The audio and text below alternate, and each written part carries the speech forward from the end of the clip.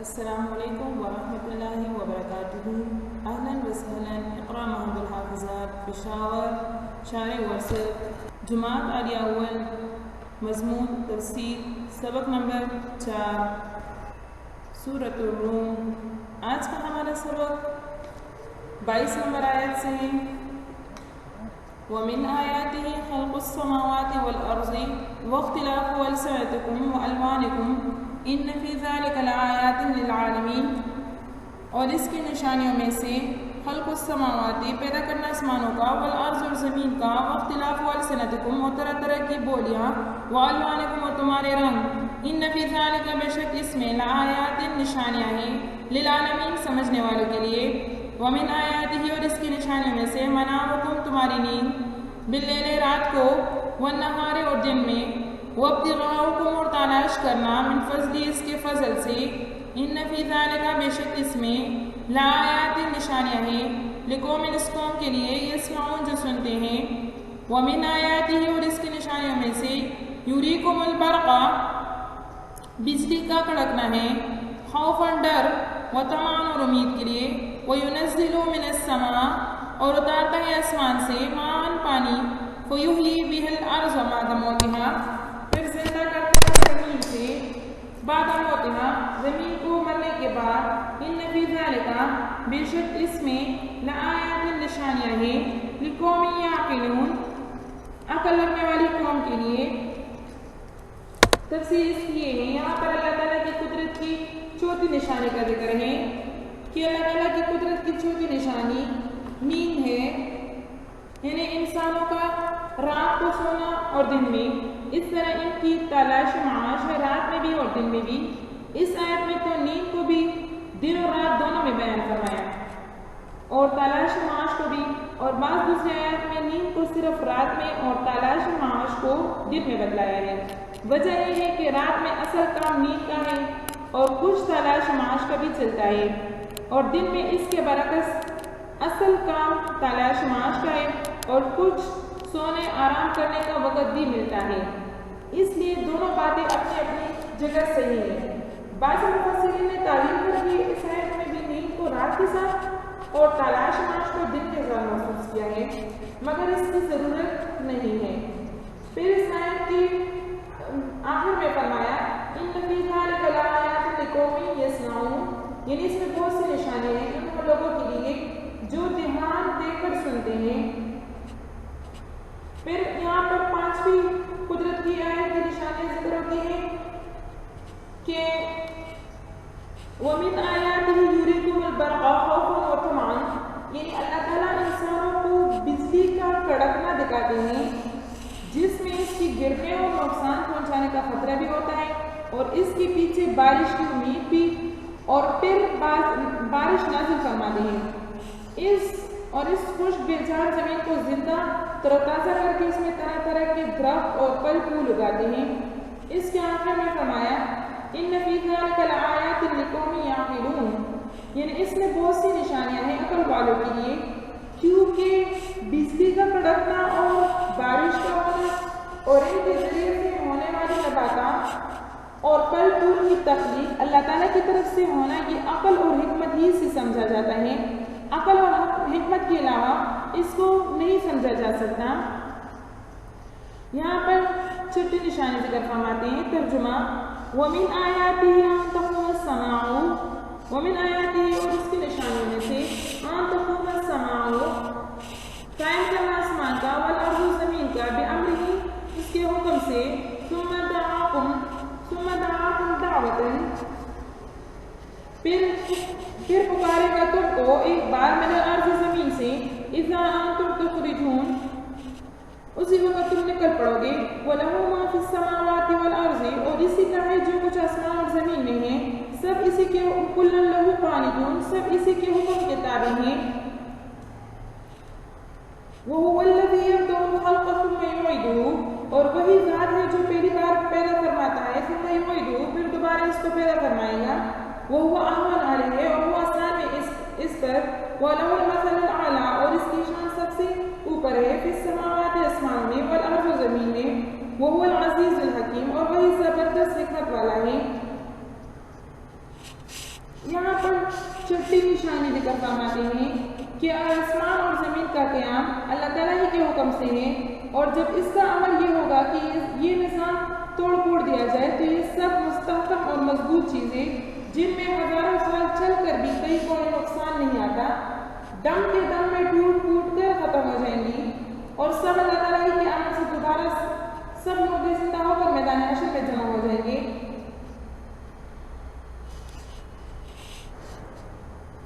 یہاں پر پھر فرماتے ہیں وَلَهُ مَا فِي السَّمَاوَاتِ وَالْأَرْضِ كُلٌّ لَهُ قَانِتُونَ، یعنی آسمانوں اور زمین میں جو کچھ بھی ہے، جو مخلوقات بھی ہے، كُلٌّ لَهُ قَانِتُونَ، وہ اللہ تعالیٰ کے تابعدار اور فرمانبردار ہیں، اللہ تعالیٰ کے حکم کے تابع ہیں۔ وَهُوَ الَّذِي يَبْدِئُ الْخَلْقَ ثُمَّ يُعِيدُهُ وَهُوَ أَهْوَنُ عَلَيْهِ، یہاں پر فرماتے ہیں کہ اللہ تعالیٰ کے لیے اول مرتبہ اور دوسری بار بنانا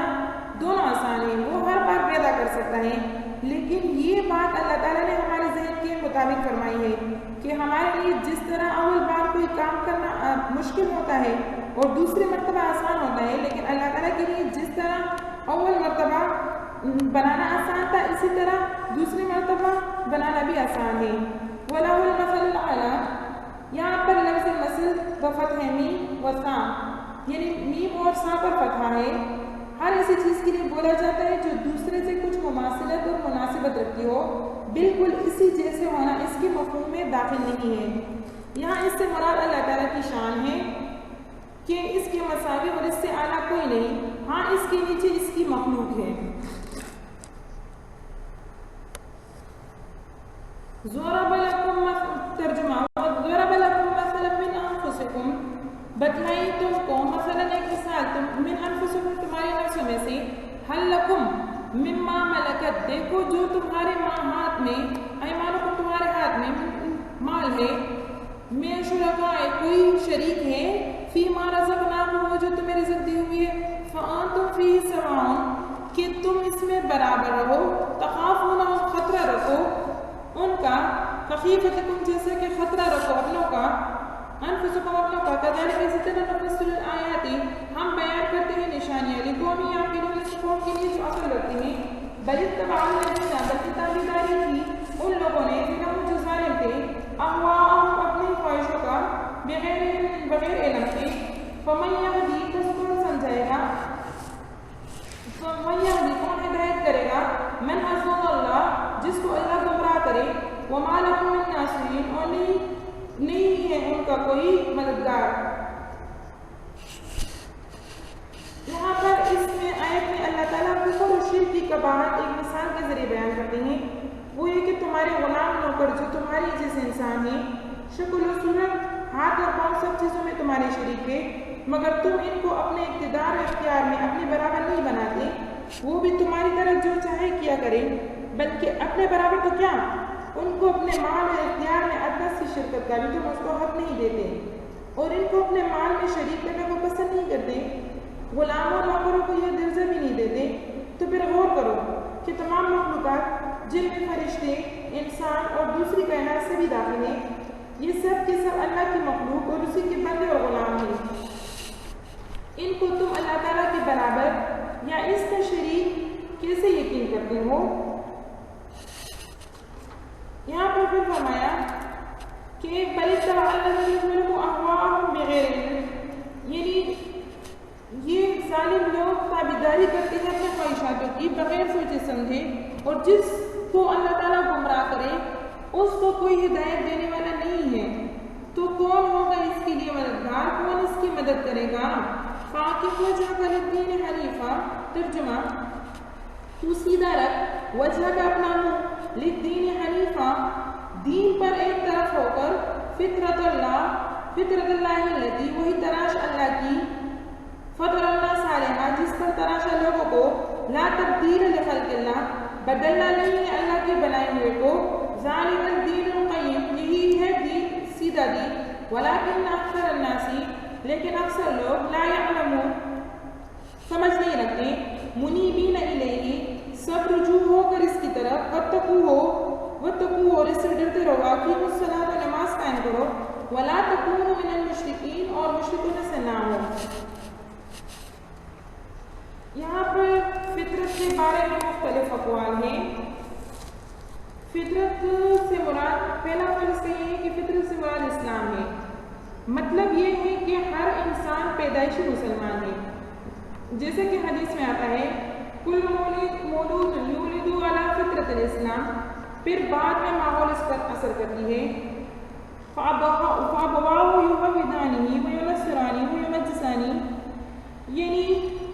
ان کے والدین پھر اس کو یا یہودی بناتے ہیں یا نصرانی یا مجوسی۔ اگر ماحول میں کوئی خرابی کرنے والا نہ ہو تو وہ مسلمان ہی بنے گا۔ عادتاً ماں باپ کے اخلاق بچے پر اثر کرتی ہے۔ دوسرا قول یہاں پر یہ ہے کہ فطرت سے مراد استعداد ہے۔ مطلب یہ ہے کہ پیدائش کے وقت اللہ تعالیٰ اس میں ایک استعداد رکھتے ہیں کہ یہ خالق حقیقی یعنی اللہ کو پہچانے۔ اگر یہ اس سے فائدہ لے تو لا تبدیلا، یعنی اس فطرت کو کوئی بھی بدلنے والا نہیں ہے، یعنی یہ استعداد کوئی ختم نہیں کر سکتا۔ کبھی کبھی ماحول کے بعد اگر کوئی بدل جائے لیکن وہ پھر بھی اپنے ماحول کی طرف واپس جا سکتا ہے، اس لیے کہ کل شیء یرجع الی اصلہ۔ یہاں پر اس کی ایک مثال ذکر کرتی ہوں۔ مثال اس طرح اس کی یہ ہے کہ ایک دفعہ ایک بادشاہ نے وزیر کو کہا کہ فطرت بدلتی ہے۔ وزیر نے کہا کہ نہیں بدلتی۔ بادشاہ نے بلیوں کو ٹریننگ دی کہ وہ 2 پاؤں پر چلے اور گھومے، تو بلیاں ٹریننگ کے بعد 2 پاؤں پر چلنے لگی، گھومنے لگی۔ بادشاہ نے کہا کہ دیکھو اس کی فطرت 4 پاؤں پر گھومنا ہے، میں نے وہ بدل دی، اب یہ 2 پاؤں پر چلتی ہے اور وہ بدل اس کے ہاتھ میں ہے۔ ایک مرتبہ بادشاہ نے سب لوگوں کو جمع کیا تاکہ انہیں یہ دکھا سکے، اور وزیر بھی اپنے ساتھ ایک چوہا لے کر آیا۔ جب مجلس میں یہ لوگ بیٹھے تو وہ چوہا وزیر نے بلیوں کے سامنے چھوڑ دیا۔ جب چھوڑا تو ساری بلیاں 4 پاؤں پر اس کے پیچھے بھاگنے لگی، یعنی انہوں نے 2 پاؤں پر چلنا چھوڑ کر 4 پاؤں پر وہ بھاگنے لگی۔ تو وزیر نے کہا کہ دیکھو ان کی فطرت نہیں بدلتی۔ چوہے کو دیکھ کر وہ واپس اپنی فطرت پر آ گئی۔ منیبین الیہ واتقوا، یہاں پر فرماتے ہیں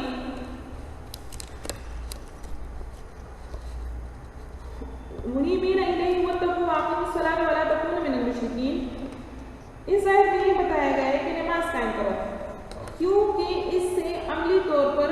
ایمان اور اسلام اور اطاعت حق کا اظہار ہوتا ہے۔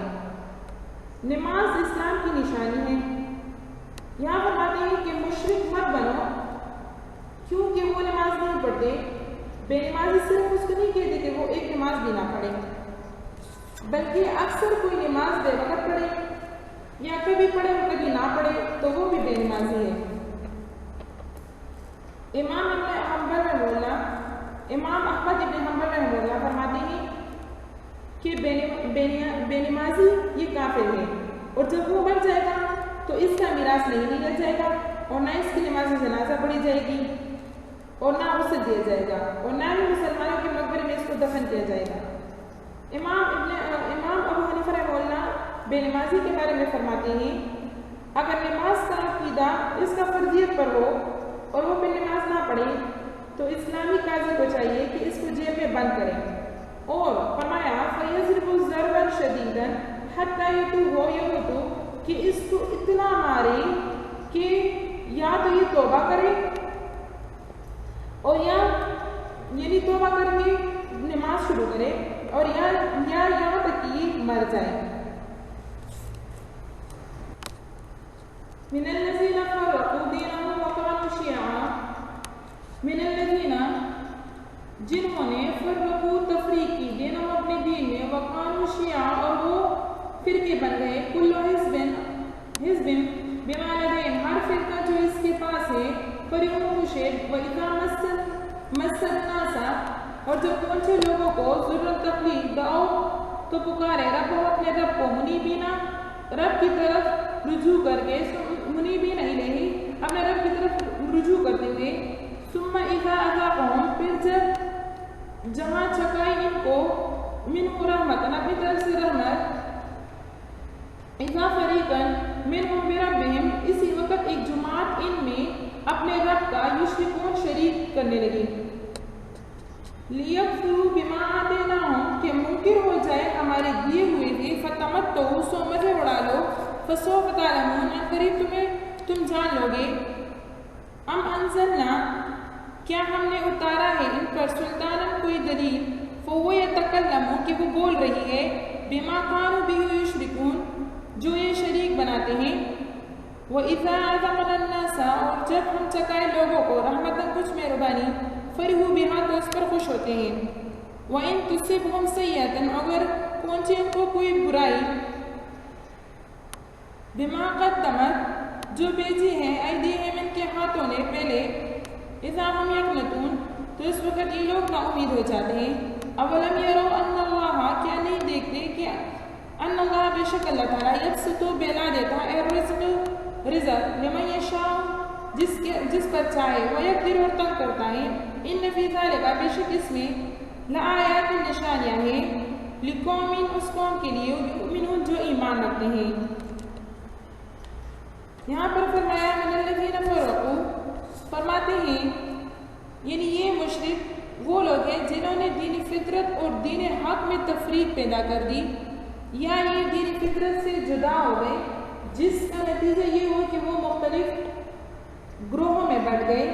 شیعان یہ شیعہ کی جمع ہے، ایسی جماعت جو کسی مقتدا کی پیروی کرے اس کو شیعہ کہتے ہیں۔ مطلب یہ ہے کہ دین فطرت تو توحید تھا جس کا اثر یہ ہونا چاہیے تھا کہ سب انسان اس کو اختیار کر کے ایک ہی قوم ایک ہی جماعت بنتے، مگر انہوں نے اس توحید کو چھوڑا اور مختلف لوگوں کے خیالات کے تابع بن گئے، مختلف لوگوں کے خیالات کے تابع بن گئے۔ یہاں پر بھی فرمایا وَإِذَا مَسَّ النَّاسَ ضُرٌّ دَعَوْا رَبَّهُمْ، اس آیت میں اس بات کو ذکر کیا ہے جب انسان پر مصیبت آتی ہے تو وہ اپنے رب کو پکارتا ہے، جیسا کہ کسی پر اچانک مصیبت آتی ہے تو وہ بے اختیار منہ سے کہتا ہے کہ یا اللہ خیر۔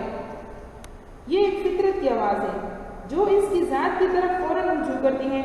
اگر کوئی شخص دریا میں طوفان میں پھنس جائے تو وہ بے اختیار اللہ ہی کو پکارتا ہے، تو اس فطرت کی وجہ سے کبھی کبھی بندہ رہ جاتا ہے، اور کبھی کبھار جب مصیبت ختم ہوتی ہے تو دنیا کے مزوں میں پھر سے وہ ڈوب جاتا ہے اور اللہ کو بلا لیتا ہے۔ لِيَكْفُرُوا بِمَا آتَيْنَاهُمْ فَتَمَتَّعُوا فَسَوْفَ تَعْلَمُونَ یہاں پر فرماتے ہیں کہ ہم نے ان کو جو دیا ہے یہ لوگ اس میں ناشکری کرتے ہیں، جو عقلاً بھی قباحت ہے۔ سو پھر یہاں پر فرماتے ہیں کہ کچھ دن تم اور بھی مزے اڑا لو، عنقریب تم لوگوں کو معلوم ہو جائے گا۔ اور یہ لوگ جو شریک کرتے ہیں خصوصاً اقرار توحید کے بعد، تو ان سے کوئی پوچھے کہ اس کی کیا وجہ ہے، کیا ہم نے آپ پر کوئی کتاب نازل کی ہے کہ وہ ان کو خدا کے ساتھ شریک کرنے کو کہہ رہی ہے؟ یعنی ان کے پاس اس کی کوئی دلیل نقلی بھی نہیں ہے، اور مقتضائے ہدایت عقل کے خلاف ہونا خود ان کی تسلیم سے حالت اضطرار میں ظاہر ہو جاتا ہے۔ بس یہ لوگ سراسر باطل ہیں اور ان کی سب باتیں باطل ہیں، اور یہی ہے کہ جب وَإِذَا أَذَقْنَا النَّاسَ رَحْمَةً فَرِحُوا بِهَا، اور یہ ہے کہ جب ہم ان لوگوں کو کچھ مزہ عنایت کا مزہ چکا دیتے ہیں تو وہ اسے اس طرح خوش ہوتے ہیں کہ خوشی میں مست ہو کر شرک کرنے لگتے ہیں۔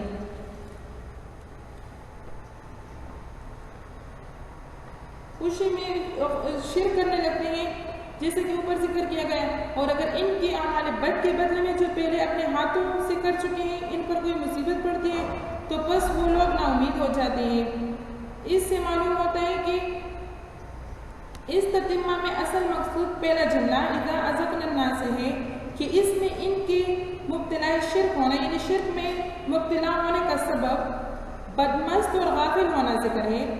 دوسرا جملہ محض تقابل کی مناسبت سے ذکر کیا گیا ہے، کیونکہ ان دونوں حالتوں میں اتنی بات ثابت ہوتی ہے کہ اس کا تعلق اللہ تعالیٰ سے بہت کم اور ضعیف ہے، ذرا سی چیز اس تعلق کو فراموش کر دیتی ہے۔ پھر آگے اس کی دوسری دلیل یہ ہے کہ یہ جو شرک کرتے ہیں تو کیا ان کو یہ معلوم نہیں ہے کہ اللہ تعالیٰ جس کو چاہے زیادہ روزی دیتا ہے اور جس کو چاہے کم دیتا ہے؟